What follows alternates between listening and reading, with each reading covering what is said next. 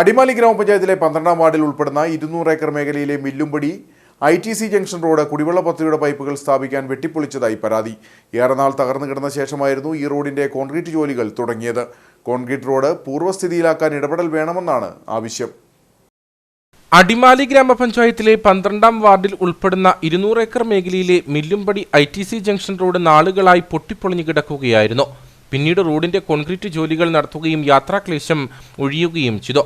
ഇതിനുശേഷമാണിപ്പോൾ പാതയോരം കുടിവെള്ള പദ്ധതിയുടെ പൈപ്പുകൾ സ്ഥാപിക്കാൻ വെട്ടിപ്പൊളിച്ചിട്ടുള്ളത്.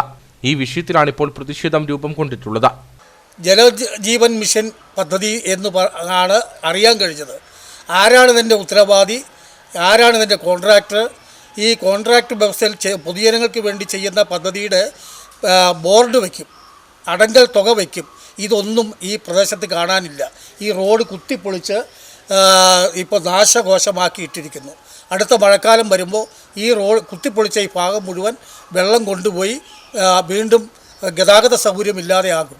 ഇതാരാണിത് ചെയ്തത്, ആരാണ് ഇതിൻ്റെ ഉത്തരവാദി എന്ന് ബന്ധപ്പെട്ട പഞ്ചായത്തും ബന്ധപ്പെട്ട അധികാരികളും ശ്രദ്ധിക്കുകയും ഇത് പരിശോധിക്കുകയും ഇതിന് പരിഹാരം കാണണം എന്നാണ് ഇവിടുത്തെ ജനങ്ങൾക്ക് വേണ്ടി ഞാൻ ആവശ്യപ്പെടുന്നത്.